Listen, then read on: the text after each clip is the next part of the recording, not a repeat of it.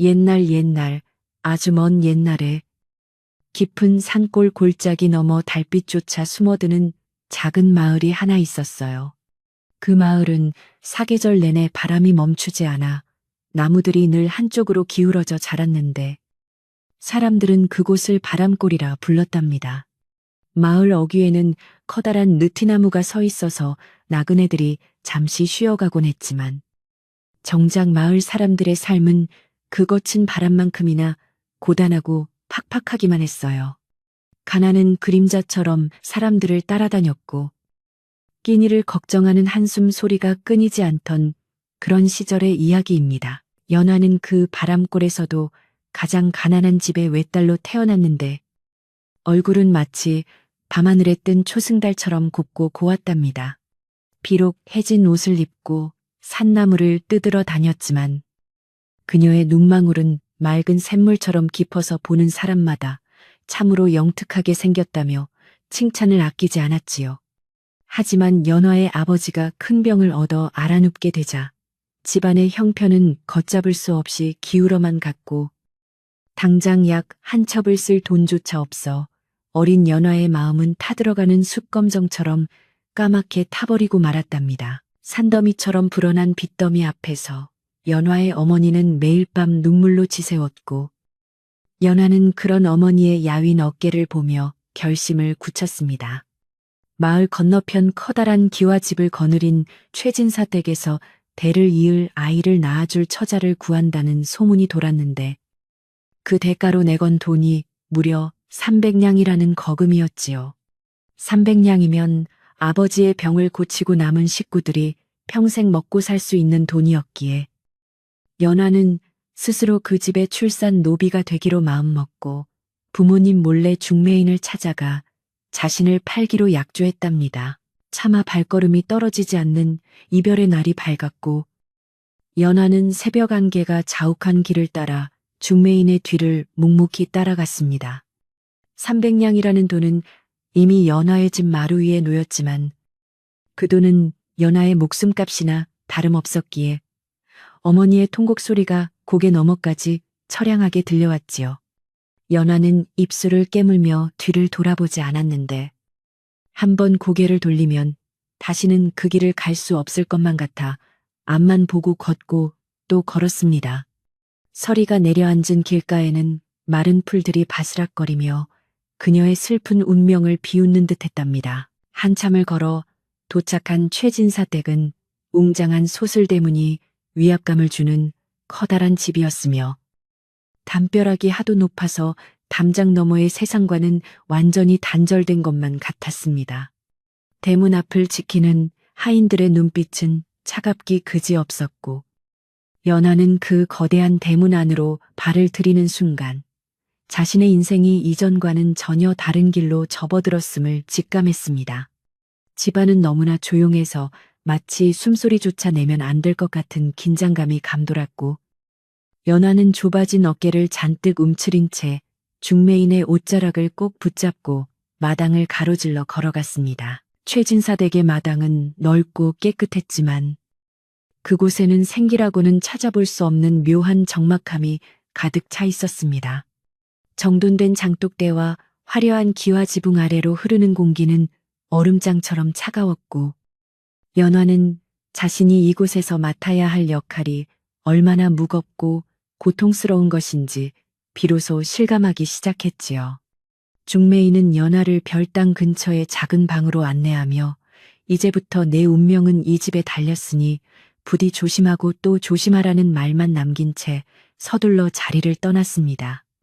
홀로 남겨진 연화는 낯선 방 안에서 떨리는 손을 맞잡았습니다. 별당의 방은 비록 작았으나 연화가 살던 오두막에 비하면 대궐이나 다름없을 만큼 깨끗하고 아늑해 보였지만 연화에게는 그곳이 마치 창살 없는 감옥처럼 느껴졌습니다. 방 한 구석에 놓인 비단 이불과 정갈한 가구들은 그녀의 처지와는 너무나 어울리지 않아 보였고 벽 너머에서 들려오는 이름 모를 산새의 울음소리가 마치 자신의 신세를 한탄하는 노래처럼 들렸지요. 연화는 창틈으로 들어오는 희미한 빛을 바라보며 앞으로 다가올 날들을 생각하니 눈앞이 캄캄해져서 그저 바닥만 뚫어지게 쳐다볼 뿐이었습니다. 잠시 후 묵직한 발소리와 함께 방문이 열리고 이 집의 실질적인 주인인 안방마님이 모습을 드러냈습니다. 화려한 비단 옷을 입고 금비녀를 꽂은 마님의 얼굴은 아름다웠지만 눈빛만큼은 도끼를 품은 뱀처럼 날카롭고 매서웠지요. 마님은 연화를 머리끝부터 발끝까지 훑어보더니 코웃음을 치며 물건을 감정하듯 차갑게 말했습니다. 고작 300냥에 팔려온 계집치고는 제법 반질반질하구나. 하지만 명심해라. 네가 이 집에 들어온 이유는 오로지 대를 잇기 위함이니 딴 마음 품지 말고 몸조리나 잘하거라. 마님의 서슬 퍼런 꾸지람은 연화의 가슴에 비수처럼 꽂혔고 연화는 고개를 깊게 숙인 채 그저 예. 마님하고 대답할 수밖에 없었습니다. 마님은 아이를 낳지 못한다는 자격지심 때문에 이미 성격이 불처럼 변해 있었고 남편인 최진사가 시바지를 들였다는 사실 자체를 몹시 불쾌하게 여기고 있었지요. 마님이 방을 나가고 나서도 그 서늘한 기운은 가시지 않았고 연하는 이 거대한 집에서 자신이 환영받지 못하는 존재이자 오직 목적을 위한 도구일 뿐이라는 사실을 뼈저리게 느끼며 눈물을 삼켰습니다. 해가 지고 어둠이 깔리자 집안의 하인들이 분주하게 움직이기 시작했고 연화의 방으로 정갈한 식사가 들어왔습니다.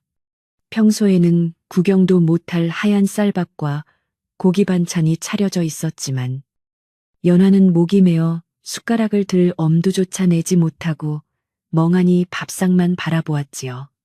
그때 문 밖에서 누군가 조심스럽게 문을 두드렸고 주름이 깊게 패인 얼굴에 인자한 미소를 띤 노비 할멈이 들어왔습니다. 할멈은 연화의 마른 손을 잡으며 억지로라도 먹어야 기운을 차리고 살아남는 법이라며 조용히 연화를 다독여 주었습니다. 할멈은 이 집에서 수십 년을 버텨온 산증인이었으며 연화처럼 이름 없이 스쳐 지나간 수많은 여인의 운명을 지켜본 사람이었습니다. 할멈은 연화의 귓가에 대고 작은 목소리로 속삭였는데 마님의 눈밖에 나지 않으려면 항상 죽은 듯이 지내야 하며 아이를 낳기 전까지는 그림자처럼 살아야 한다고 신신당부를 했지요. 연화는 할멈의 따뜻한 손길에서 잠시나마 고향에 계신 어머니의 온기를 느꼈고 그제야 밥 한 술을 입에 넣으며 눈물 섞인 식사를 마칠 수 있었습니다. 깊은 밤이 되자 최진사댁의 안채에서는 촛불이 하나둘 꺼지고 연화가 머무는 별당에도 차가운 달빛만이 스며들었습니다. 연화는 페리불을 뒤집어 쓰고 누웠지만 낯선 천장의 무늬가 자꾸만 일그러져 보여 잠을 이룰 수 없었습니다. 밖에서는 부엉이가 구슬프게 울어댔고 바람에 흔들리는 대나무 숲의 소리가 마치 누군가 흐느끼는 소리처럼 들려 연화의 마음을 더욱 불안하게 만들었지요.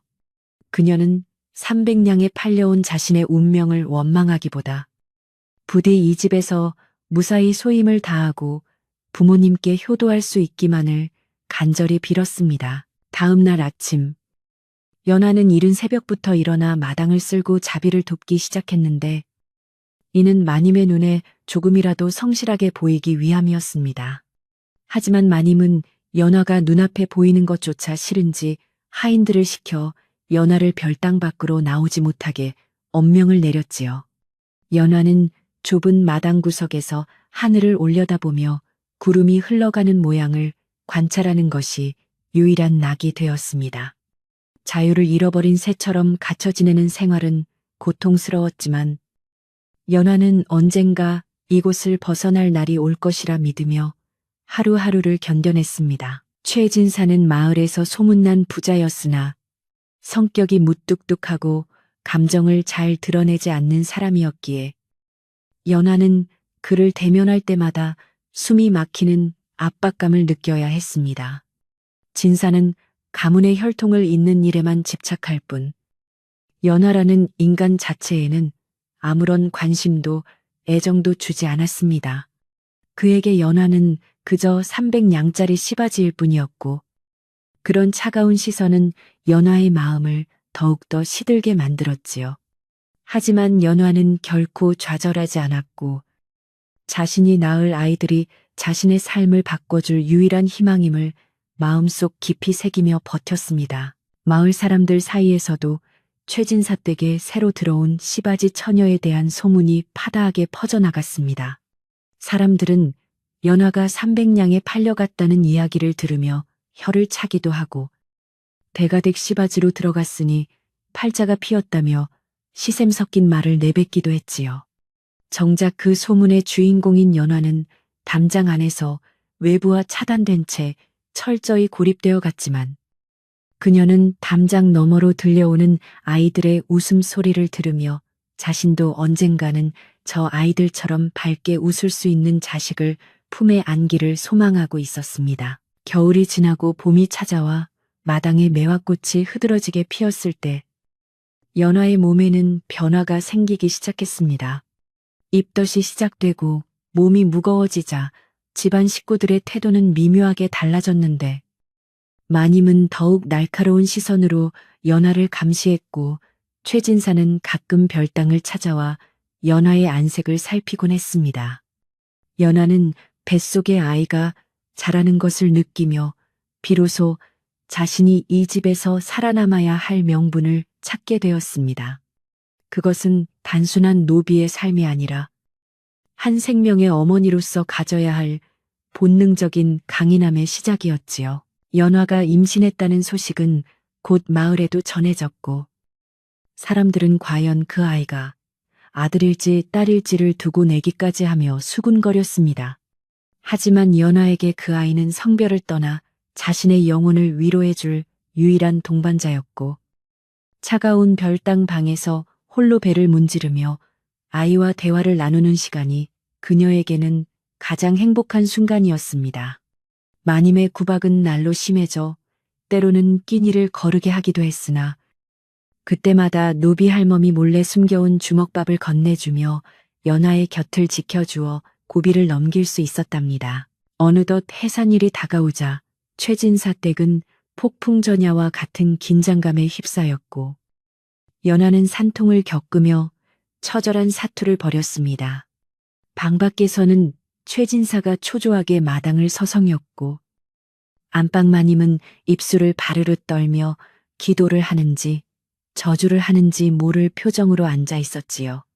긴 밤이 지나고 첫 닭이 울 무렵, 별당에서 힘찬 아기의 울음소리가 터져 나왔습니다. 그것은 연화가 이 집에 들어와서 처음으로 세상에 내뱉은 승전보이자 앞으로 펼쳐질 수많은 산고와 변화의 시작을 알리는 신호탄이기도 했습니다. 첫째 아이를 낳고 난 뒤 연화의 지위는 미묘하게 변화했지만, 노비라는 신분의 굴레는 여전히 그녀를 옥죄고 있었습니다.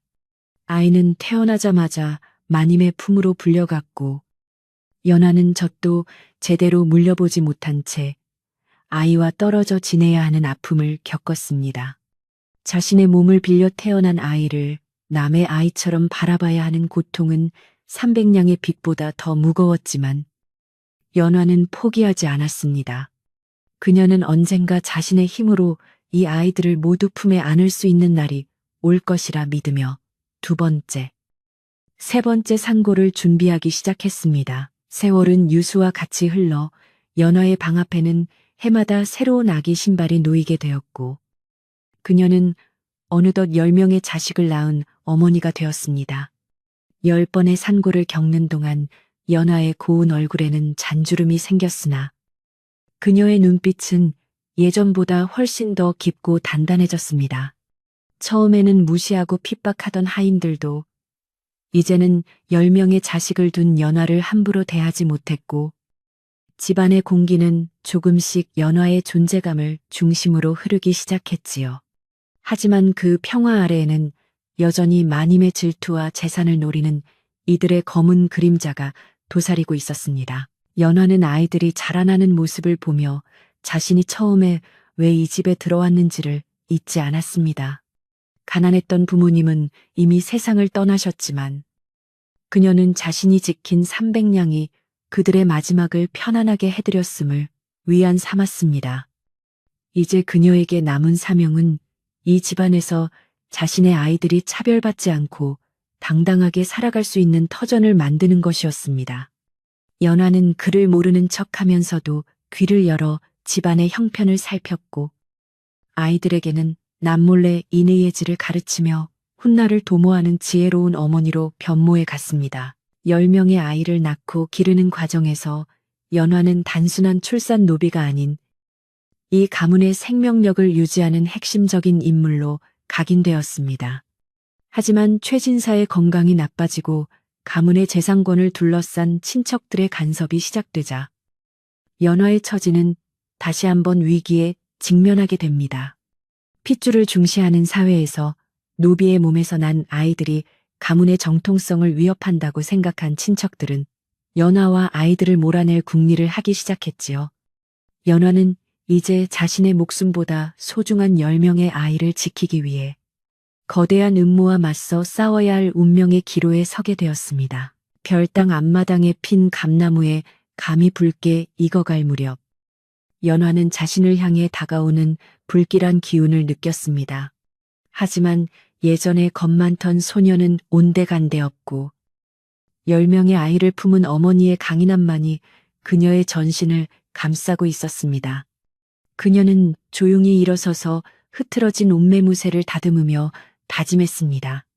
300냥에 팔려온 인생이었으나 결코 300냥의 가치로 끝나게 두지는 않겠노라고 말입니다. 고요한 밤의 정적을 깨고 들려오는 아이들의 숨소리를 자장가 삼아 연화는 다가올 폭풍우를 맞이할 준비를 마쳤습니다. 최진사 댁의 담장 너머로 서늘한 가을바람이 불어오던 어느 날 집안에는 전보다 훨씬 더 무겁고 침울한 공기가 감돌기 시작했습니다. 연화는 10명의 아이를 낳아 기르며 이제는 집안의 살림법까지 훤히 꿰뚫는 노련한 여인이 되었지만 그녀의 가슴 한구석에는 늘 풀리지 않는 매듭 같은 불안함이 자리 잡고 있었지요. 그것은 최진사의 기침 소리가 날이 갈수록 깊어지고 기력이 쇠해가는 모습에서 비롯된 것이었는데 주인이 쓰러지면 남겨진 자신과 아이들의 운명이 어찌 될지 알 수 없었기 때문입니다. 연화는 아이들의 해진 옷을 기우며 깊은 한숨을 내뱉었고 창밖의 마른 나뭇가지가 바람에 흔들리는 소리조차 마치 누군가 자신을 위협하는 속삭임처럼 들려 등등한 소름이 돋곤했습니다. 그러던 어느 날 조용하던 최진사 댁에 낯선 손님이 찾아왔는데 그는 다름 아닌 진사의 먼 친척 조카인 최상길이라는 자였습니다. 상길은 도성에서 노름과 방탕한 생활로 가산을 탕진하고 막다른 길에 몰려 숙부인 진사의 재산을 가로챌 요량으로 이곳 산골까지 내려온 것이었지요.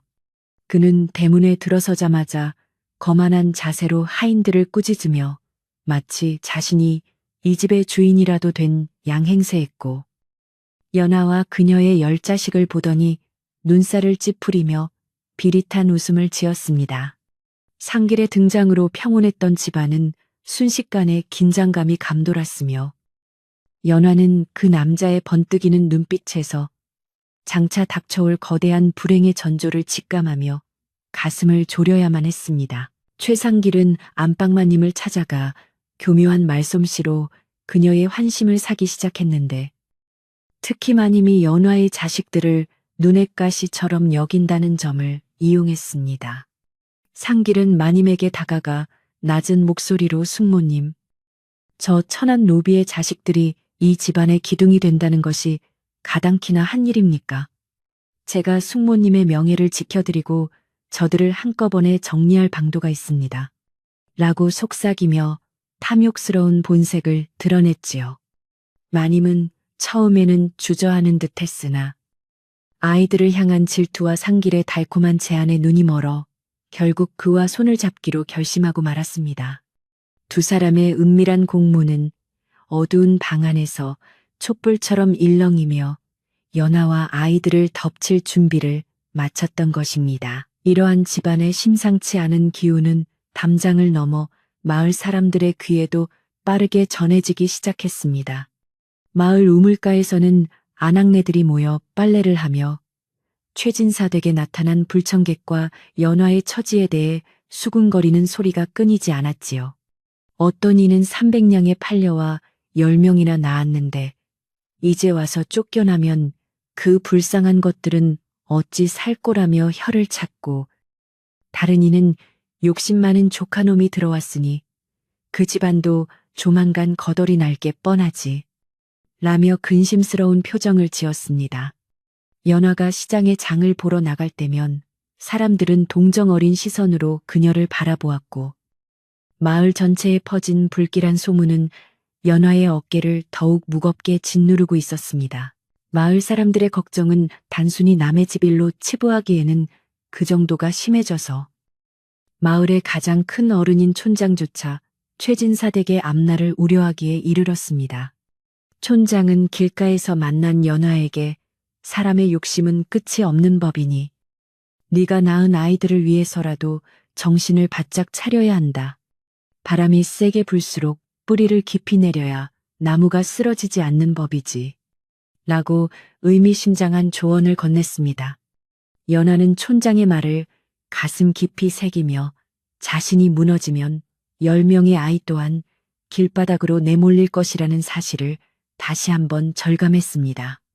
그녀는 고개를 숙여 감사를 표하면서도 속으로는 이미 폭풍 속으로 뛰어들 준비를 하며 눈빛을 차갑게 가다듬었습니다. 집안에서 가장 오래 일해온 노비 할멈은 누구보다 먼저 상길의 음모를 눈치채고 연화에게 주의를 주기로 마음먹었습니다. 할멈은 야심한 밤 연화의 방을 몰래 찾아와 손을 잡으며 조심스럽게 말문을 열었습니다. 연화야, 저 상길이라는 자는 사람의 탈을 쓴 늑대와 다름없단다. 마님과 작당하여 네 자식들을 노비시장에 다시 팔아넘기려 한다는 소문이 하인들 사이에 파다해 무슨 일이 있어도 진사 어른이 깨어 계실 때 너희의 신분을 보장받을 수 있는 문서를 확보해야 한다. 할멈의 경고는 연화의 심장을 얼어붙게 만들었으나 동시에 그녀가 무엇을 해야 할지 명확한 방향을 제시해주는 등불이 되었습니다. 연화는 할멈의 조언을 듣고 밤잠을 설쳐가며 아이들을 지킬 방법을 구상하기 시작했습니다. 하지만 상길은 벌써 행동을 개시하여 진사의 약탕기에 이상한 약재를 섞는 등 주인의 정신을 흐리게 만들고 있었지요. 진사는 정신이 혼미한 와중에도 연화의 아이들을 찾았으나 상길은 그때마다 아이들이 공부를 게을리한다거나 집안 물건을 훔쳤다는 등의 거짓 보고를 올려 진사의 마음을 돌려놓으려 애썼습니다. 연화는 아이들에게 절대로 밖으로 나가지 말고 몸을 사리라고 신신당부했지만 어린 막내들은 상황의 심각성을 모른 채 배가 고프다며 울음을 터뜨려 연화의 마음을 더욱 아프게 만들 뿐이었습니다. 어느 날 오후 상길은 연화의 큰아들을 불러내어 일부러 시비를 걸며 그를 자극하려 했습니다.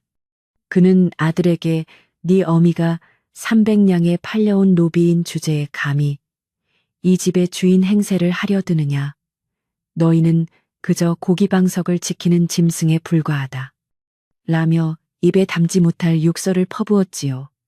큰아들은 분노로 몸을 떨었지만 어머니인 연화가 평소에 강조했던 인내를 떠올리며 꾹 참아냈습니다. 상길은 아들이 반응하지 않자 더욱 화가 나서 손찌검을 하려 했고 그 광경을 목격한 연화가 달려나와 아들을 감싸 안으며 상길의 앞을 막아섰습니다. 연화의 눈에는 평소의 온순함 대신 자식을 지키려는 어미 호랑이의 기세가 서려 있었습니다. 연화는 상길을 똑바로 응시하며 차분하지만 위험 있는 목소리로 말했습니다. 나리, 비록 저희가 미천한 신분이나 진사 어른의 핏줄을 이어받은 아이들입니다. 어른께서 엄연히 살아계시거늘 어찌 이리 무례하게 행동하십니까? 만약 아이들에게 손끝 하나라도 대신다면 저 또한 가만히 있지 않겠습니다.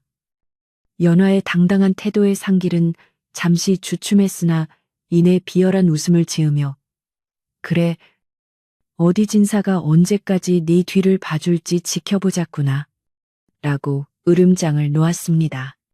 이 사건 이후 연하는 상길이 조만간 더 큰일을 저지를 것임을 직감하고 자신만의 비밀스러운 대비책을 세우기 위해 서둘러 움직이기 시작했습니다. 안방마님은 상길의 부추김에 넘어가 집안의 귀중품을 하나둘씩 빼돌리기 시작했고 그것을 연하가 훔친 것으로 몰아가려는 계략을 짰습니다.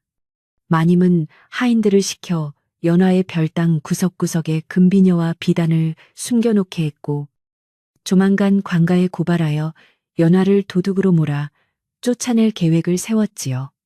연하는 평소 마님의 행동이 수상하다는 것을 눈치채고 밤마다 몰래 마당을 살피던 중 하인이 자신의 방 밑으로 무언가를 밀어넣는 장면을 목격하게 되었습니다. 그녀는 가슴이 두근거렸지만 당황하지 않고 하인이 떠난 뒤 그 물건들을 꺼내어 오히려 마님의 처소 근처 비밀 장소에 다시 숨겨두는 기지를 발휘했습니다. 상길은 마을의 불량배들과 결탁하여 최진사의 재산을 담보로 돈을 빌리는 가짜 문서를 만들었습니다. 그는 진사가 죽고 나면 그 문서를 내세워 집과 땅을 모두 차지하고 연하와 아이들은 빚 대신 팔아넘길 심산이었지요. 이 소문은 곧 상길과 술을 마시던 불량배들의 입을 통해 마을 전체로 퍼져나갔고 마을 사람들은 이제 연하의 집안이 완전히 망하게 생겼다며 걱정을 넘어서 절망적인 분위기에 휩싸였습니다. 하지만 연하는 이런 소문을 들을 때마다 오히려 입술을 굳게 다물며 때를 기다렸는데 그녀에게는 진사가 예전에 따로 챙겨준 비장의 무기가 하나 있었기 때문입니다. 연하는 예전에 진사가 정신이 맑을 때 자신에게 건네주었던 친필 유서와 아이들의 양인 신분을 보장하는 문서를 소중히 간직하고 있었습니다.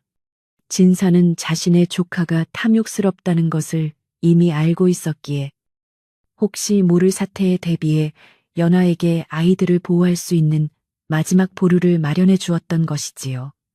연하는 이 문서가 드러나면 상길과 마님이 그것을 없애려 들 것이 뻔했기에 노비 할멈의 도움을 받아 마을 촌장에게 그 사본을 미리 맡겨두기로 했습니다. 그녀는 어두운 밤길을 달려 촌장의 집을 찾아갔고 촌장은 연하의 용기에 감탄하며 기꺼이 문서를 보관해 주기로 약속했습니다. 마을의 저작거리에서는 연하의 큰아들이 상길의 횡포에 맞서다 매를 맞았다는 헛소문까지 돌아 민심이 흉흉해졌습니다. 사람들은 최진사 댁의 담장을 지나갈 때마다 침을 뱉거나 손가락질을 하며 상길의 악행을 비난했지만 정작 집안 내부에서는 상길의 권세가 날로 높아져 하인들조차 그의 눈치를 보기에 바빴습니다. 연하는 이런 고립무원의 상황 속에서도 매일 아침 아이들의 얼굴을 하나하나 닦아주며 희망을 잃지 말라고 당부했습니다. 얘들아, 어둠이 깊을수록 새벽이 가까운 법이란다. 너희 아버지가 남겨주신 정의가 반드시 우리를 지켜줄 것이니 조금만 더 참자꾸나. 연하의 목소리는 떨렸지만 결연함이 묻어 있었습니다. 상길은 이제 진사가 숨을 거두기만을 기다리며 대놓고 집안 가구들을 내다 팔기 시작했고 마님은 자신의 탐욕이 부른 결과가 집안의 몰락임을 알면서도 상길의 협박에 못 이겨 그의 뜻대로 움직였습니다. 연하는 마님이 상길에게 약점을 잡혀 끌려다니고 있음을 깨닫고 차라리 마님을 설득하여 아군으로 만들 수 있을지 고민했으나 마님의 원한은 이미 깊어질 대로 깊어져 대화조차 통하지 않는 상태였지요.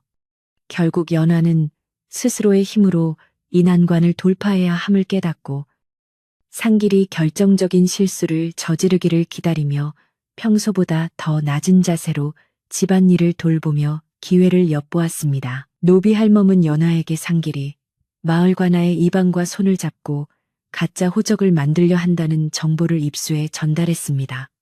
상길은 연하의 아이들을 호적에서 파내어 천민으로 영원히 묶어두려 했던 것인데 이는 연화에게 있어 죽음보다 더한 공포로 다가왔습니다.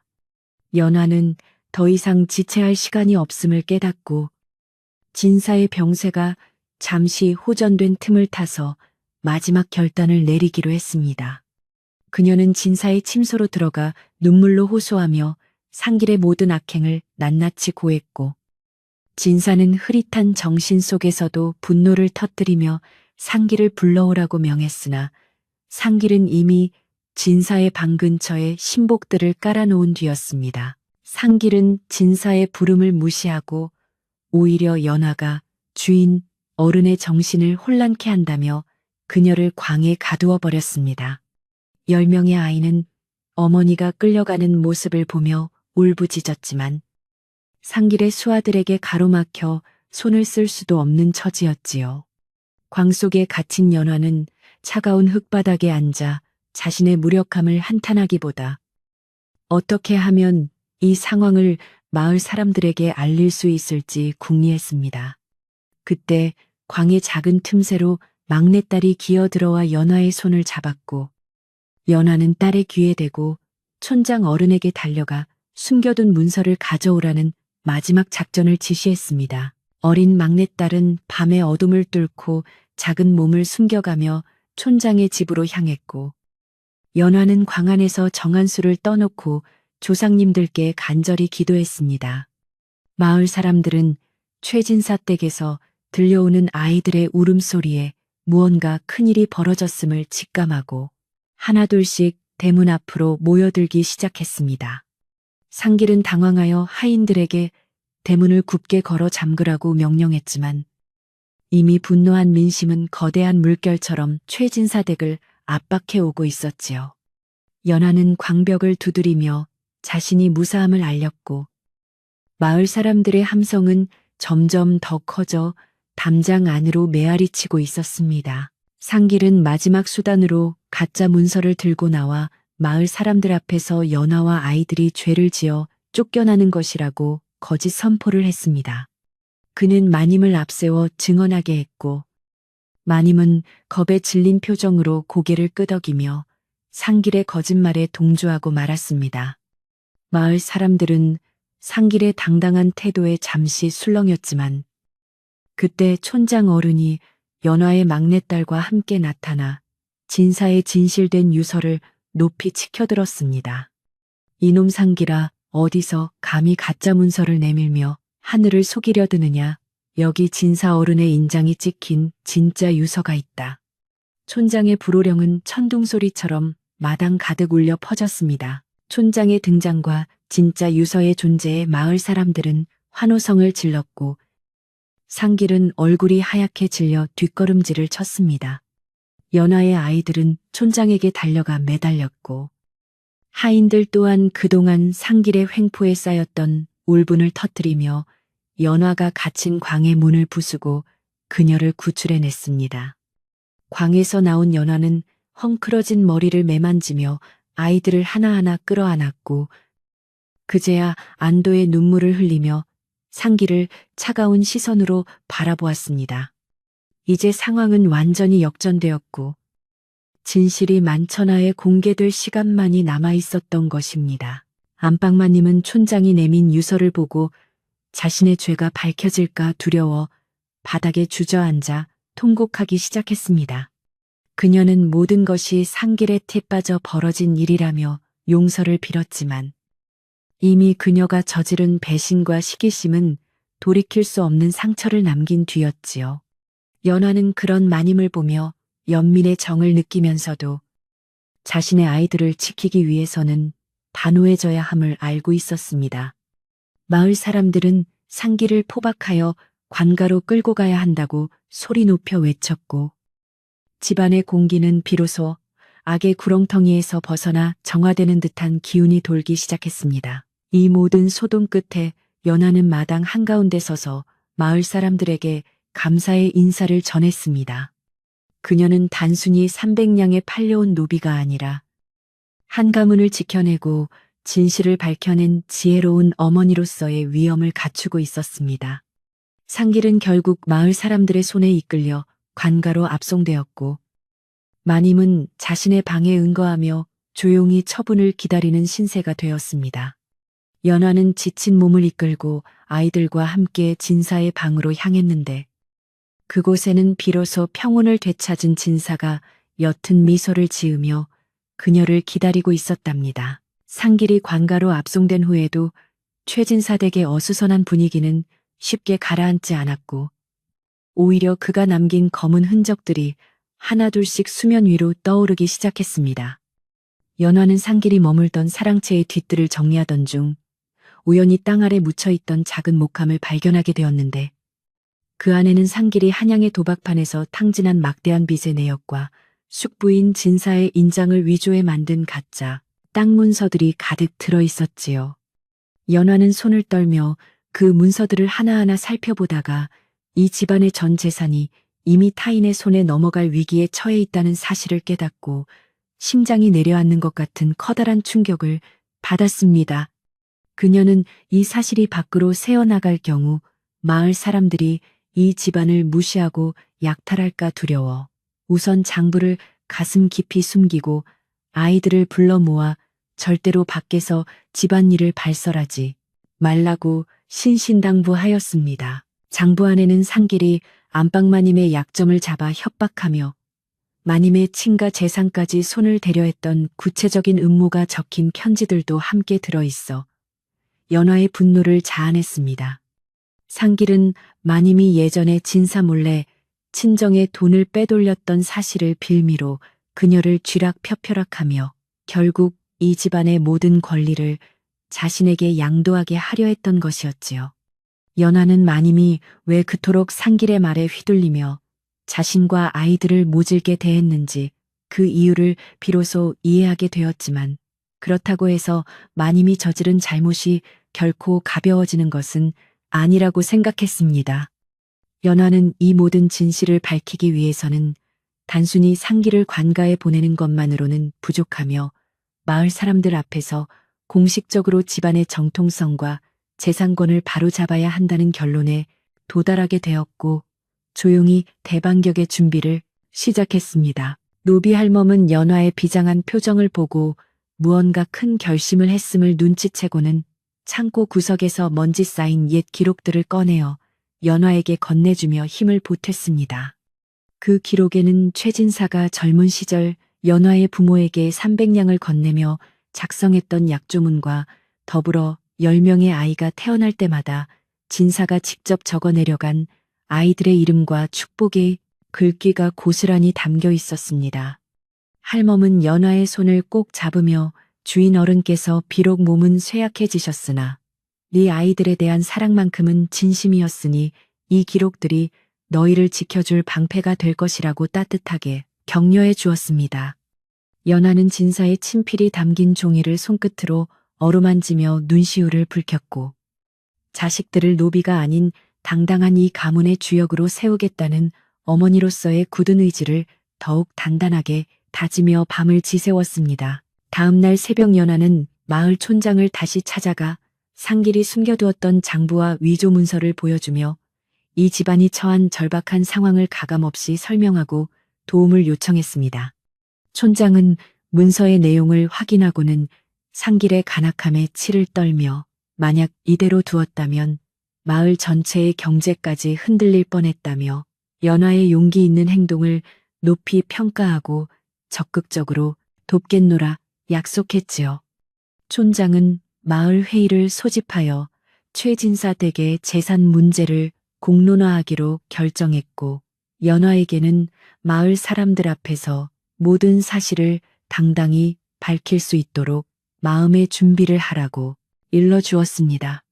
연화는 마을로 돌아오는 길에 거센 바람을 맞으면서도 예전처럼 고개를 숙이지 않았고 이제는 도망치는 씨바지 소녀가 아니라 집안의 수호자로서 당당히 가슴을 펴고 걸음걸이를 옮겼습니다. 그 사이 안방마님은 자신의 방에 틀어박혀 곡기를 끊고 누구와도 대화하려 하지 않았는데 자신의 어리석음이 가문을 망쳤다는 자책감과 상길에게 이용당했다는 배신감에 몸부림치고 있었습니다. 연화는 정성스럽게 끓인 미음을 들고 마님의 방을 찾아가 문 밖에서 나지막하지만 힘있는 목소리로 마님을 설득하기 시작했는데 이는 미움보다 집안을 살리는 것이 급선무였기 때문입니다. 마님, 지난 일은 어찌할 수 없으나 앞으로 남겨진 아이들과 가문을 생각하신다면 기운을 차리셔야 합니다. 저와 아이들은 마님을 원망하기보다 이 위기를 함께 극복해 나가길 원하고 있으니 부디 마음을 열어주십시오. 연화의 진심 어린 호소에 굳게 닫혀있던 마님의 방문이 조금씩 열리기 시작했고 안에서는 서러운 울음소리가 새어나와 담장을 넘어 정원까지 흘러나갔습니다. 마을 사람들은 최진사 댁에서 벌어지는 기묘한 변화를 감지하고 저마다의 의견을 나누며 다음날 열릴 마을 회의에 큰 관심을 보이기 시작했습니다. 시장터에서는 연화가 숨겨진 장부를 찾아냈다는 소문이 돌면서 그녀를 대단한 여장부라고 칭송하는 목소리가 커졌고 상길에게 동조했던 소수의 하인들은 겁에 질려 마을을 몰래 떠나기도 했지요. 연화는 아이들에게 깨끗한 옷을 입히고 예절 교육을 다시 시키며 마을 사람들 앞에 섰을 때 누구도 그들을 미천하게 여기지 못하도록 만반의 준비를 갖추었습니다. 10명의 아이들은 어머니의 지휘 아래 일사불란하게 움직이며 집안 곳곳을 청소하고 마당에 잡초를 뽑는 등 자신들의 보금자리를 지키기 위해 어린 손을 보태어 집안의 생기를 불어넣기 시작했습니다. 회의 전날 밤 연화는 최진사의 침소를 찾아가 맑은 정신으로 깨어난 그에게 장부의 존재와 자신이 계획한 모든 일들을 차분하게 보고하며 마지막 허락을 구했습니다. 진사는 힘겹게 손을 들어 연화의 머리를 쓰다듬으며 고마움과 미안함이 섞인 눈물을 흘렸고 자신이 죽은 뒤에도 아이들이 떳떳하게 최씨 가문의 이름을 이어나갈 수 있도록 유언장을 보강하였습니다. 그는 연화에게 이 집안의 모든 열쇠를 맡기며 이제부터 네가 이 집의 실질적인 주인이나 다름없으니 흔들림 없이 가문을 이끌어 가라고 유언과도 같은 무거운 당부를 남겼습니다. 연화는 주인의 깊은 신뢰에 머리를 숙여 절하며 자신의 남은 생을 바쳐 아이들과 이 집안을 지켜낼 것을 맹세했고 창밖에는 둥근 달이 떠올라 연화의 결연한 얼굴을 밝게 비추어 주었습니다. 드디어 마을 회의가 열리는 날이 밝았고 마을 사람들은 최진사 댁 넓은 마당으로 구름처럼 모여들어 연화와 그녀의 자식들이 서 있는 모습을 호기심 가득한 눈으로 지켜보았습니다. 촌장은 정중하게 마을 사람들을 정돈시킨 뒤 연화가 발견한 증거물들을 하나씩 제시하며 상길의 죄상과 마님의 참회, 그리고 진사의 유지를 엄숙하게 선포하기 시작했습니다. 사람들은 상길이 위조한 가짜 문서들을 보며 분노를 금치 못했고 연화가 그동안 겪었던 고초와 10년 세월 동안 10번의 산고를 견디며 지켜온 모성애에 깊은 감동을 받아 여기저기서 훌쩍이는 소리가 들려왔지요. 연화는 사람들 앞으로 한 걸음 나아가 자신이 300냥에 팔려왔던 그날부터 오늘에 이르기까지의 소회를 덤덤하게 풀어내며 마을 사람들의 마음을 움직이는 진솔한 연설을 시작했습니다. 연화는 떨리는 목소리를 가다듬으며 말하기를 자신은 비록 노비의 신분으로 시작했으나 이곳에서 낳은 10명의 아이는 무엇과도 바꿀 수 없는 자신의 목숨이자 이 마을의 미래라고 당당하게 선언했습니다. 그녀는 재산보다 소중한 것은 사람의 도리이며 상길과 같은 악인이 가문을 더럽히게 두지 않겠다는 강한 의지를 보여줌으로써 마을 사람들의 전폭적인 지지를 이끌어냈습니다. 마을 사람들은 연화의 말에 동조하며 박수를 보냈고 더 이상 그녀를 시바지 노비라고 부르는 이 없이 진정한 최진사 댁의 어머니로 인정하며 고개를 끄덕였습니다. 이로써 집안을 둘러싼 음모의 구름은 완전히 걷히게 되었고 연화는 마을 사람들의 증언 아래 정식으로 재상권을 보호받으며 아이들의 신분을 양인으로 확정짓는 역사적인 순간을 맞이하게 되었습니다. 마침내 진실이 밝혀지자 마을 사람들은 한마음으로 상길의 처벌을 강화해달라는 탄원서를 관가에 제출하기로 했고 집안 내부의 질서도 연화를 중심으로 빠르게 재편되었습니다. 안방마님은 사람들 앞에 나서서 자신의 잘못을 공표하고 연화에게 가문의 안살림을 전적으로 맡기겠다고 선언하며 그녀의 손을 잡고 눈물을 흘려 진심 어린 화해의 장을 마련했습니다. 연화는 마님의 손을 맞잡으며 과거의 원한을 씻어내고 이제는 오로지 가문의 번영과 아이들의 앞날만을 생각하자며 너른 마음으로 마님을 용서하고 품어주었지요. 마당에 모였던 마을 사람들은 이 훈훈한 광경에 박수를 치며 돌아갔고 연화는 아이들을 품에 안으며 비로소 자신이 300냥의 굴레에서 벗어나 진정한 자유와 자부심을 얻었음을 온몸으로 느꼈습니다. 회의가 끝난 후 연화는 하인들을 불러 모아 그동안의 노고를 치하하고 상길의 핍박에 떨었던 그들의 마음을 달래주며 집안의 규칙을 새롭게 세워 모두가 평등하고 평화롭게 살 수 있는 환경을 만들었습니다. 노비 할멈은 그런 연화를 보며 이제는 자신이 없어도 이 집안이 든든하다며 흐뭇한 미소를 지었고 아이들은 어머니의 자랑스러운 모습을 보며 더욱 학업과 일에 정진할 것을 다짐했습니다. 연화는 저물어가는 노을 아래서 지난 10여 년간의 세월이 주마등처럼 스쳐 지나가는 것을 느끼며 고통 뒤에 찾아온 이 결실이 얼마나 값진 것인지 다시 한번 되새겼습니다. 그녀는 이제 더 이상 두려울 것이 없었으며 오직 다가올 밝은 내일을 위해 자신의 온 힘을 다해 가문의 기틀을 닦아나갈 준비가 되어 있었답니다. 저녁이 되자 집안에는 오랜만에 활기찬 웃음소리가 울려 퍼졌고 아이들은 마당에서 뛰어놀며 자신들의 집이 되찾은 평화를 만끽했고 연화는 부엌에서 손수 따뜻한 국을 끓여 식구들에게 대접했습니다. 마님도 이제는 연화와 한 상에 앉아 밥을 먹으며 진솔한 이야기를 나누었고 진사 어른의 병세도 마음의 짐을 내려놓은 덕분인지 눈에 띄게 호전되어 침상에서 일어나 앉을 수 있게 되었습니다. 마을 사람들도 최진사 댁의 경사를 축하하며 떡과 과일을 들고 찾아와 문전성시를 이루었으니 이는 연화가 보여준 진실함과 강인함이 만들어낸 기적과도 같은 풍경이었습니다. 연화는 문가에 서서 멀리 보이는 바람골 산등성이를 바라보며 부모님께 자신의 승전보를 전하는 마음으로 조용히 두 손을 모아 감사의 기도를 올렸습니다. 밤이 깊어지자 연화는 10명의 아이를 하나씩 방으로 불러 그들의 손을 잡고 앞으로 가문을 이끌어갈 주인으로서 가져야 할 덕목에 대해 조용조용한 목소리로 가르침을 주며 밤을 보냈습니다. 그녀는 아이들에게 출신보다 중요한 것은 행동이며 항상 가난하고 약한 자들을 돌보는 마음을 잊지 말라고 강조하며 자신의 고통스러웠던 과거가 아이들에게는 지혜의 밑거름이 되기를 바랐지요. 아이들은 어머니의 말씀을 가슴에 새기며 듬직한 청년과 어여쁜 처녀로 성장해갈 준비를 마쳤고 연화의 눈에는 아이들의 미래가 밤하늘의 별처럼 반짝이며 빛나고 있었습니다.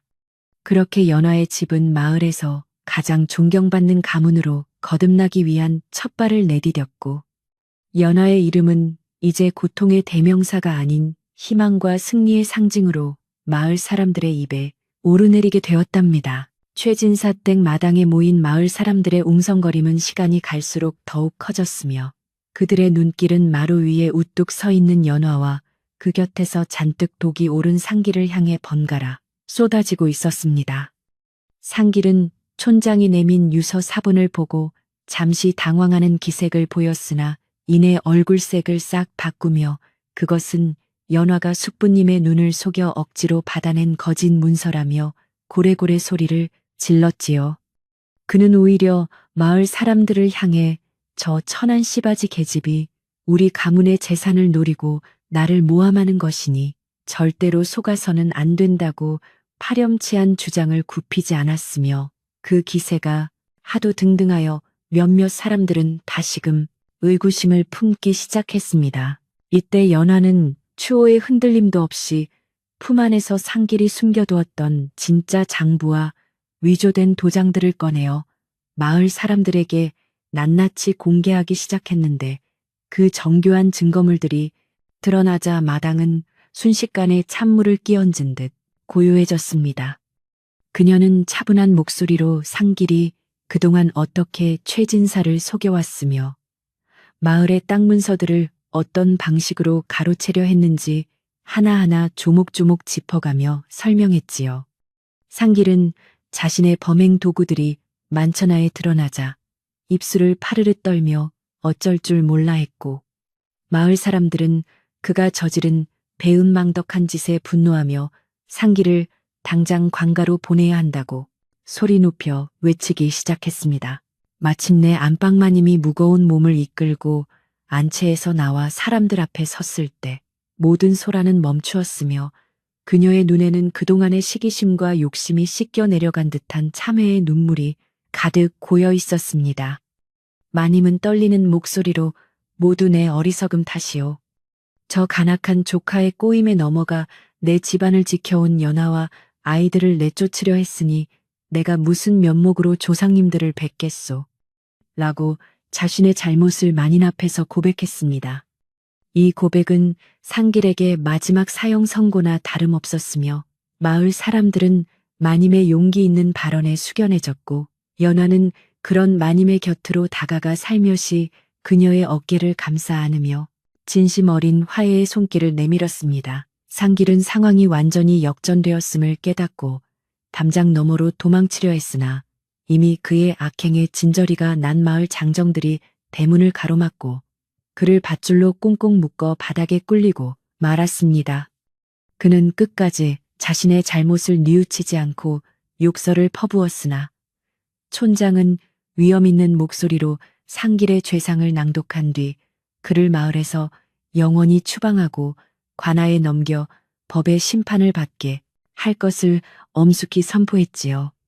마을 사람들은 악한 자가 합당한 벌을 받는 광경을 보며 가슴속이 뻥 뚫리는 시원함을 느꼈으며 연화의 자식들은 어머니가 지켜낸 정의로운 집안의 일원이 되었다는 자부심에 서로의 손을 꼭 맞잡으며 기쁨의 눈물을 흘렸습니다. 상길이 관아의 포졸들에게 이끌려 대문을 나설 때 마을 사람들은 그의 뒤에 소금을 뿌리며 다시는 이 마을에 발을 들이지 말라고 경고했고 최진사 댁을 덮쳤던 어두운 그림자도 비로소 완전히 거치게 되었습니다.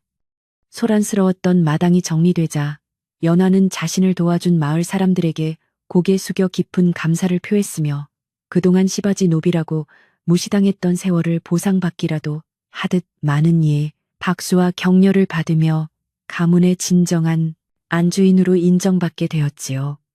이제 집안에는 더 이상 숨겨야 할 비밀도 두려워해야 할 음모도 남지 않았으며 연하는 비로소 긴 10년의 세월 동안 가슴에 얹혀있던 무거운 바위덩어리를 내려놓은 듯 가벼운 마음으로 집안을 둘러보았습니다.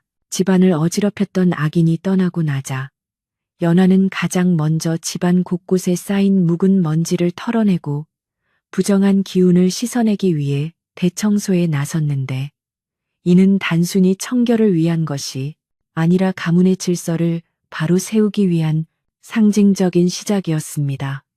하인들은 연하의 지휘 아래 일사불란하게 움직이며 창틀을 닫고 마당에 새로 모래를 깔았으며 아이들은 어머니의 뜻을 받들어 자신들이 머무는 방을 정갈하게 정리하며 새 삶을 맞이할 준비를 했습니다.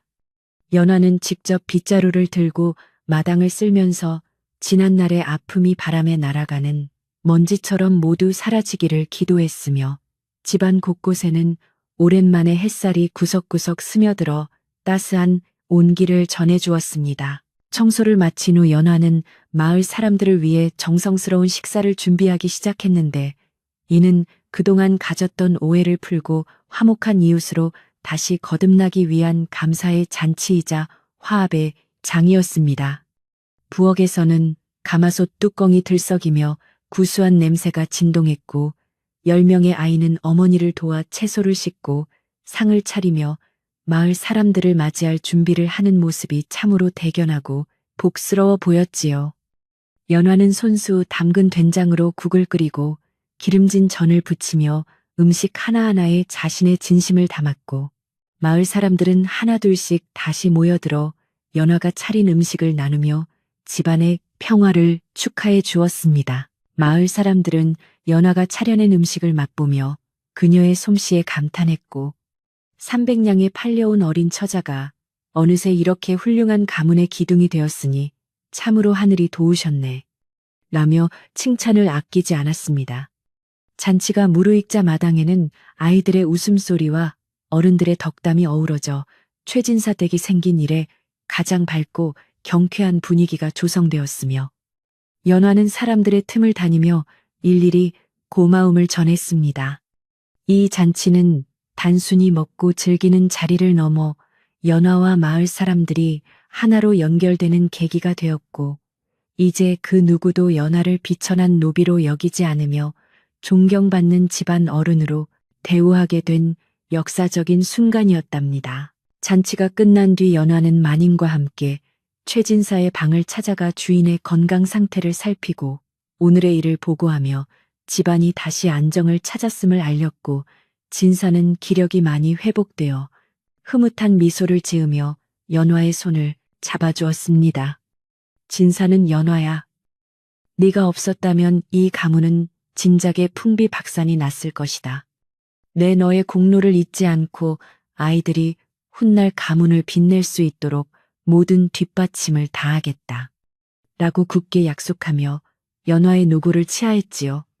연화는 주인의 따뜻한 말씀에 가슴이 벅차올라 고개를 숙여 감사를 표했으며 이제는 정말로 이 집안의 일원으로서 당당하게 살아갈 수 있다는 확신을 갖게 되었고 집안의 공기는 평화 그 자체였습니다. 해가 뉘엿뉘엿 저물어갈 무렵 연화는 아이들을 대청마루에 앉혀두고 그동안의 소란으로 놀랐을 마음을 달래주며 따뜻한 꿀물을 한 잔씩 나누어 주었고 아이들은 어머니의 무릎을 베고 누워 집안에 찾아온 평온을 만끽했습니다.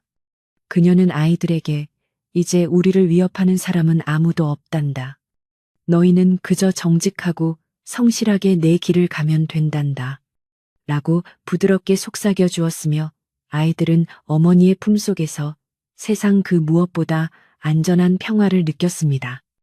마당에는 가을 벌레들의 울음소리가 자장가처럼 들려왔고 연화는 아이들의 숨소리를 들으며 비로소 자신의 삶이 진정으로 바뀌었음을 온몸으로 실감하며 깊은 안도의 숨을 내쉬었습니다. 연화는 그날 밤 늦게까지 잠자리에 들지 않고 홀로 마당에 앉아 달빛을 감상했는데 은은하게 비치는 달빛 아래 정돈된 집안 풍경을 보며 지난 10년의 세월이 결코 헛되지 않았음을 다시금 깨달았습니다.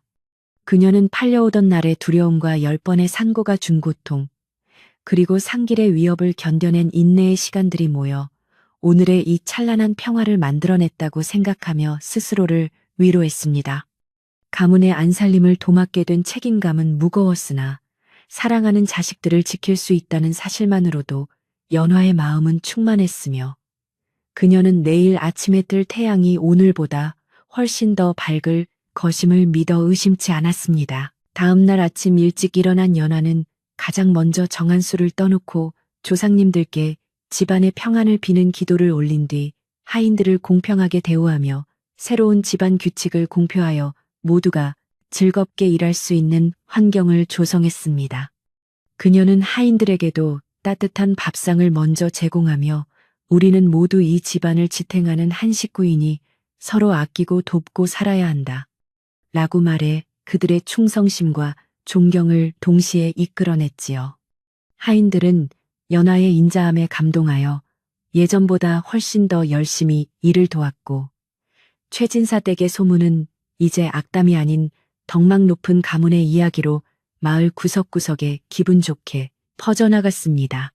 연화는 가을 갈무리를 시작하며 아이들과 함께 텃밭에서 잘 익은 배추와 물을 수확했고 그것을 정성껏 다듬어 김장을 준비하며 겨울을 맞이할 채비를 서둘렀는데 이는 집안의 풍요로움을 상징하는 소박하지만 소중한 활동이었습니다. 아이들은 흙투성이가 된 손으로 어머니를 도우며 노동의 신성함과 결실의 기쁨을 몸소 배웠고 연화는 그런 아이들의 모습을 보며 자신이 낳은 10명의 보석들이 이 땅에 튼튼하게 뿌리 내리고 있음을 확인했습니다. 부엌에서 피어오르는 연기는 마을 사람들에게 최진사 댁의 넉넉한 인심을 알리는 신호가 되었고 연화는 남은 식재료를 이웃 가난한 집들에 나누어 주며 자신의 초심을 잃지 않으려 노력했습니다. 마을의 촌장은 연화의 선행과 지혜를 높이 사서 그녀를 부녀자들의 본보기로 세웠으며 마을에 어려운 일이 생길 때마다 연화에게 자문을 구하러 올 정도로 그녀의 위상은 날로 높아만 갔습니다. 연화는 비록 신부는 노비로 시작했으나 그 품성과 지혜는 어느 사대부 집안의 부인보다 뛰어났으며 그녀의 말 한마디는 마을 사람들의 분쟁을 해결하고 마음을 어루만지는 신비한 힘을 가지고 있었지요. 그녀는 자신의 성공이 오로지 자신의 힘만이 아닌 마을 사람들의 도움과 아이들의 존재 덕분임을 잊지 않고 항상 겸손한 자세를 유지하며 마을의 진정한 어른으로 추대받기 시작했습니다. 어느덧 집안의 분위기를 해치던 갈등이 완전히 해소되자 연화는 아이들의 교육에 더 큰 힘을 쏟기 시작했고 명망 있는 훈장을 집으로 모셔와 아이들이 글을 배우고 도리를 익히게 하여 가문의 품격을 한층 더 높였습니다. 10명의 아이는 각기 다른 재능을 보이며 학업에 열중했으며 큰아들은 무예, 둘째는 문장의 소질을 보이는 등 저마다의 길을 찾아 성장해가는 모습이 최진사 댁의 가장 큰 자랑거리가 되었지요. 연화는 아이들이 글 읽는 소리가 집안 가득 울려 퍼질 때마다 자신이 300냥의 팔려와 겪었던 모진 풍파가 이 소리를 듣기 위한 과정이었음을 깨닫고 가슴 깊은 곳에서 밀려오는 행복을 느꼈습니다. 연화는 이제 안방마님과 함께 집안의 대소사를 논의하며 그녀가 소외되지 않도록 세심하게 배려했고 마님 또한 연화의 깊은 속내를 알게 된 후로는 그녀를 친동생처럼 아끼며 가문의 화합을 위해 솔선수범했습니다. 두 여인은 과거의 시기와 질투를 뒤로하고 서로의 부족한 점을 채워주며 최진사 댁을 마을에서 가장 모범적인 가문으로 일궈나갔고 그 모습은 마을 사람들에게 큰 감동을 주어 화목한 가정의 표본으로 불리게 되었지요. 진사 또한 두 사람의 화합을 지켜보며 병마를 완전히 떨쳐내고 다시 건강을 되찾아 가문의 어른으로서 중심을 잡아주니 집안의 평화는 비로소 완성된 완벽한 그림처럼 아름다웠습니다. 날씨가 추워지기 전 연화는 집안의 낡은 창호지를 새로 바르고 구들장을 점검하며 식구들이 따뜻한 겨울을 날 수 있도록 세심하게 살폈는데 그녀의 손길이 닿는 곳마다 생기가 돋아나고 아늑한 기운이 감돌았습니다. 그녀는 겨울밤 긴긴 시간 동안 아이들과 둘러앉아 옛날 이야기를 들려주거나 바느질을 하며 가족 간의 정을 더욱 돈독히 쌓아갔고 그 소박한 일상은 연화에게 그 어떤 부귀영화보다 값진 보물이었습니다. 연화는 자신의 인생이 바뀌었다는 것을 거창한 재물로 확인하는 것이 아니라 아이들의 맑은 눈망울과 식구들의 평온한 얼굴에서 매일매일 확인하며 살아가고 있었던 것입니다. 마을 사람들은 이제 최진사댁을 부러움의 눈길로 바라보게 되었고 연화가 낳은 10명의 아이가 마을의 축복이라고 입을 모아 말했으며 연화의 이름 앞에는 지혜로운 어머니라는 수식어가 항상 따라다니게 되었습니다. 그녀는 자신의 삶이 고통의 연속이었을 때조차 포기하지 않았던 그 마음이 오늘의 자신을 만들었음을 상기하며 혹시라도 시리에 빠진 이웃이 있으면 찾아가 따뜻한 위로와 격려를 아끼지 않았지요. 연화의 선한 영향력은 담장을 넘어 마을 전체로 퍼져나갔고 바람골 마을은 예전에 삭막했던 분위기를 벗어던지고 서로 돕고 화합하는 살기 좋은 마을로 변모해 가고 있었습니다. 폭풍우가 지나간 뒤에 바다가 고요하듯 최진사 댁의 갈등이 가라앉은 뒤 찾아온 평화는 더욱 깊고 단단했으며 연화는 이 평화가 영원히 지속될 수 있도록 자신의 자리를 묵묵히 지키며 헌신했습니다. 그녀는 이제 더 이상 출산 노비라는 꼬리표에 연연하지 않았으며 자신은 그저 소중한 10아이의 어머니이자 이 집안을 지키는 수호자라는 사실에만 집중하며 하루하루를 보냈습니다. 연화가 보여준 인내와 용기는 이 마을의 전설이 되어 대대로 전해지게 될 것이며 그녀의 삶은 가장 낮은 곳에서 시작해 가장 높은 가치를 이뤄낸 위대한 승리의 기록으로 남게 되었답니다. 어느덧 한 해가 저무는 섣달 그린 날 연화는 온 식구와 함께 새해를 맞이할 준비를 하며 지난 1년간의 소회를 나누었고 아이들은 저마다 어머니에게 감사의 인사를 전하며 효도를 다짐하는 훈훈한 광경이 펼쳐졌습니다. 연화는 아이들의 손을 하나하나 잡으며 너희가 건강하게 자라주는 것이 나에게는 가장 큰 선물이다. 라고 말하며 눈시울을 붉혔고 마님과 진사 또한 그런 연화의 공을 다시 한번 높이 평가하며 가문의 화목을 기원했지요. 집안에는 떡국 끓이는 냄새와 가족들의 웃음소리가 가득 찼으며 연화는 이제 자신의 인생이 완전히 바뀌었음을 확신하며 평온한 새해를 맞이할 준비를 마쳤습니다. 연화는 깊은 밤 홀로 마당을 거닐며 마지막으로 하늘을 올려다보았는데 별들이 수놓인 밤하늘은 마치 그녀의 아이들처럼 밝게 빛나고 있었고 차가운 겨울 공기마저도 이제는 상쾌하게 느껴졌습니다. 그녀는 300냥에 팔려오던 그날의 자신에게 고생 많았다고 조용히 속삭여 주었으며 이제는 눈물보다 웃음이 더 많은 삶을 살게 된 것에 깊이 감사하며 방으로 들어갔습니다. 방 안에는 아이들의 고른 숨소리가 가득했고 연화는 그 소리를 자장가 삼아 평생 느껴보지 못한 깊고 단잠에 빠져들 준비를 하며 길었던 하루를 마무리했습니다. 이제 그녀의 앞날에는 오직 따뜻한 봄볕만이 기다리고 있을 것이었습니다. 세월은 어느덧 강물처럼 흘러 최진사 댁의 담장에는 해마다 능소화가 흐드러지게 피어났고 한때 300냥에 팔려왔던 어린 소녀 연화는 이제 머리칼에 은빛서리가 내려앉은 인자한 할머니가 되었습니다. 그녀가 낳은 10명의 자식들은 저마다 건실한 나무처럼 자라나 가문을 든든하게 떠받치는 기둥이 되었으며 마을 사람들 사이에서 최진사 댁은 더 이상 돈 많은 부잣집이 아니라 덕과 예절을 고루 갖춘 으뜸 가는 명가로 불리게 되었지요. 연화는 아침마다 정갈하게 빗은 머리에 비녀를 꽂고 마당을 거닐며 지난 세월 자신이 뿌린 인내와 사랑의 씨앗들이 어떻게 결실을 보았는지 흐뭇한 미소로 지켜보는 것이 가장 큰 즐거움이 되었습니다. 첫째 아들은 무과에 급제하여 나라를 지키는 늠름한 장수가 되었고 둘째와 셋째는 문과에 합격하여 마을의 자부심이 되었으며 다른 자식들도 각자의 위치에서 성실하게 제 몫을 다하며 살아가고 있었으니 이는 모두 연화의 지극한 정성이 만든 기적이었지요. 예전에는 연화를 시바지라고 수군대던 마을 사람들도 이제는 그녀를 마을의 가장 큰 어른으로 받들어 모셨고 집안에 경조사가 있을 때마다 연화에게 조언을 구하러 오는 발길이 끊이지 않았답니다. 연화는 자신의 고통스러웠던 과거를 결코 부끄러워하지 않았으며 오히려 그 시련이 있었기에 오늘의 단단한 행복이 존재할 수 있었다고 자식들에게 늘 입버릇처럼 지혜로운 가르침을 들려주곤 하였습니다. 어느 화창한 가을날 연화는 자식들과 손주들을 모두 불러 모아 큰 잔치를 열기로 마음먹었는데 이는 단순히 먹고 즐기는 자리가 아니라 가문의 화목을 다지고 이웃들과 정을 나누기 위한 소중한 시간이었습니다. 부엌에서는 며느리들과 하인들이 힘을 합쳐 사내 진미를 준비하며 웃음꽃을 피웠고 마당 가득 차려진 잔치상에는 연화의 넉넉한 인심이 고스란히 담긴 음식들이 수북하게 쌓여 보는 이들의 마음까지 풍성하게 만들었지요.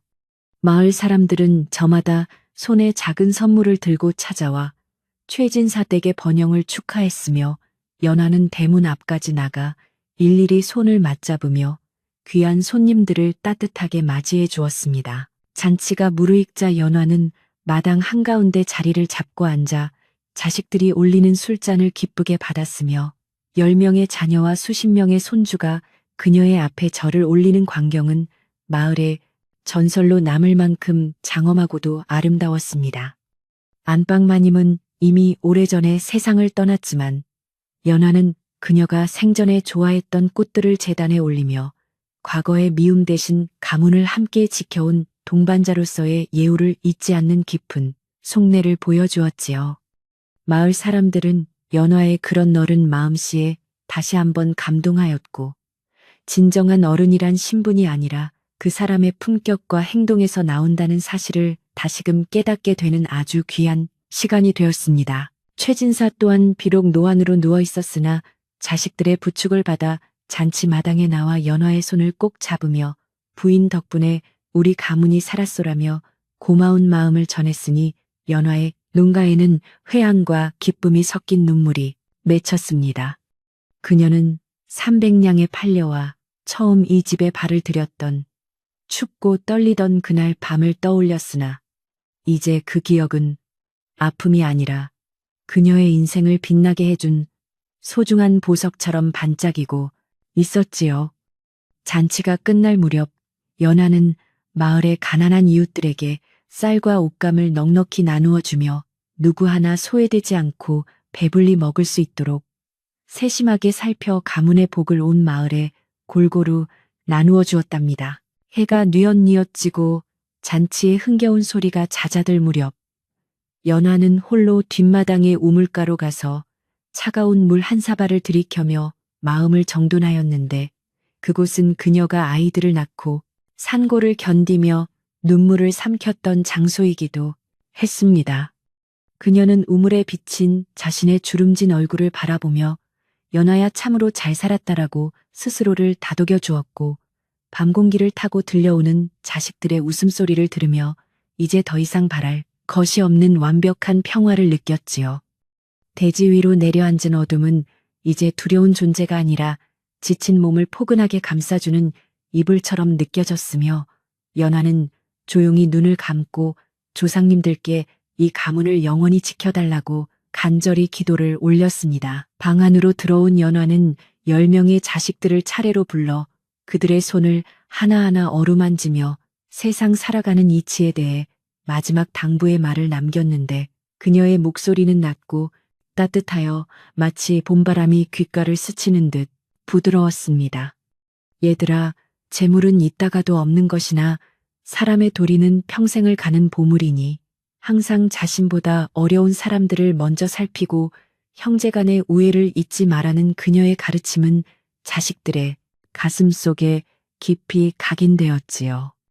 자식들은 어머니의 무릎에 머리를 기대고 그녀가 들려주는 옛날 이야기에 귀를 기울이며 어린 시절로 돌아간 듯 평온한 시간을 보냈고 연하는 그런 자식들의 머리칼을 쓰다듬으며 무한한 사랑을 전해주었습니다. 밤이 더 깊어지자 집안의 모든 불빛이 하나둘 꺼지고 오직 연하의 방에만 희미한 촛불이 일렁였으며 그녀는 이제 인생의 큰 숙제를 모두 마친 사람처럼 아주 가볍고 홀가분한 마음으로 잠자리에 누웠습니다. 밖에서는 풀벌레들이 정겨운 노래를 부르며 가문의 번영을 축복하는 듯했고 창호지 너머로 비치는 달빛은 연화의 온화한 얼굴을 은은하게 비추어 마치 하늘의 선녀가 내려온 듯한 신비로운 분위기를 자아냈지요.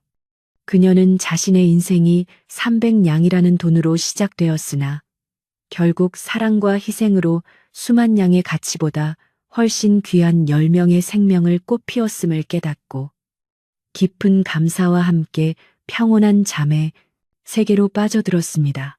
마을 사람들은 훗날에도 연화의 이야기를 후손들에게 전하며 고통 속에서도 희망을 잃지 않는 마음이 얼마나 위대한지를 가르쳤고 최진사 댁의 대문은 항상 열려 있어 지나가는 나그네들도 쉬어갈 수 있는 따뜻한 쉼터가 되었답니다. 연화가 남긴 덕행은 마을의 전통이 되어 사람들은 서로를 아끼고 도우며 살아가게 되었고 바람골이라는 이름 대신 이제는 복이 넘치는 마을이라는 뜻의 새로운 이름으로 불리게 되었다는 전설 같은 이야기가 전해 내려오고 있지요. 연화는 이제 전설 속의 인물이 되었으나 그녀가 보여준 지혜와 용기는 여전히 마을 사람들의 가슴 속에 살아 숨쉬며 어두운 밤을 밝히는 등불처럼 빛나고 있습니다. 이야기를 듣고 있는 당신도 이제 연화가 찾았던 그 평온함처럼 모든 걱정을 내려놓고 깊고 포근한 잠의 세계로 여행을 떠날 시간이 되었으니 오늘 하루 고생 많았던 자신을 따뜻하게 안아주며 편안히 눈을 감으시길 바랍니다. 밤하늘의 별들이 연화의 아이들처럼 당신의 꿈길을 지켜줄 것이며 내일 아침이면 다시 새로운 희망이 당신을 맞이할 것이니 아무 걱정 말고 그저 이 고요한 정적 속에 몸을 맡기고 단잠을 청해 보세요. 300냥의 시련을 이겨내고 열송이 꽃을 피운 연화의 삶처럼 당신의 내일도 눈부시게 아름다울 것이니